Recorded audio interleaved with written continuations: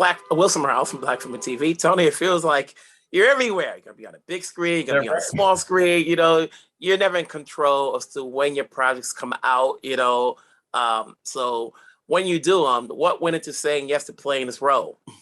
Oh, thanks, Wilson. It was really pretty easy. When I read the script, I was fascinated because I remember vividly living through the Anthrax attacks right after 9/11. We didn't open our mail for a month.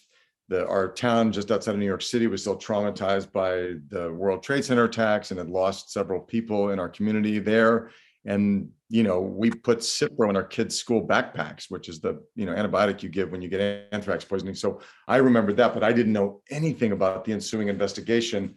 And I had never heard of Bruce Ivins. So when I read this character, he's a fascinating, really complicated guy who is not at all the person he seems to be when we meet him. So I couldn't say no. It's a great role.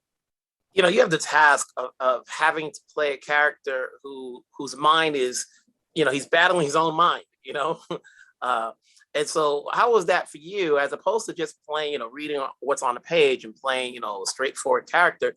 Here, you're seeing things, it's like you're mentally, so it's like part of the role has to be about your physical performance of how to look like what's going on in the world, or am I going crazy or not?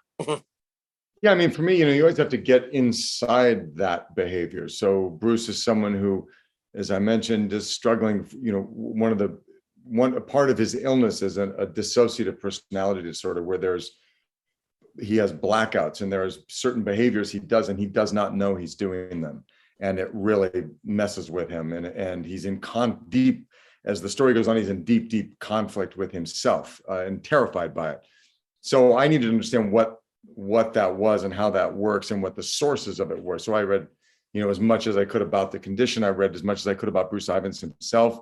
There's a very interesting biography that I read about him and about the investigation, which gave a tremendous amount of information about his childhood and his relationship with his mother, which was deeply traumatic and was the source of a lot of his adult issues. And spoke to a psychiatrist friend of mine about the condition and about Bruce's history, and so that I could just be very specific and feel that I understood where he was coming from, and not just kind of performing a facsimile of it.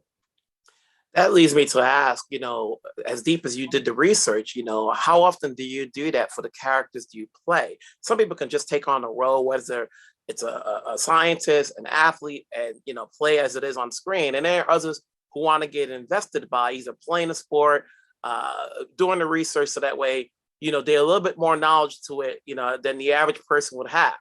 How deep do you get into the roles that you take in terms of their characteristics and their job personalities? Research has become really, really important to me. I find that, there are some things that are, pretty straightforward, and I know where this person lives and I don't have to do it. Research isn't so relevant.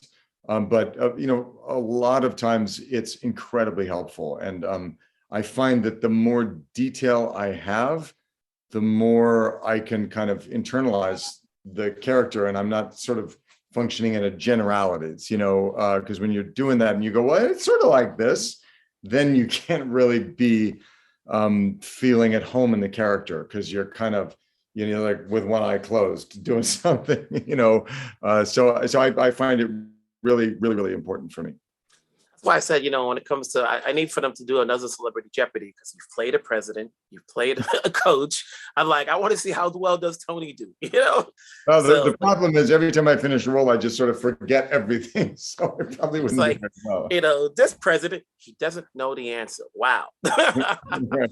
Tony, it's good to see you. Obviously, like I said before, you got projects coming out left and right, which is great for you. You're working.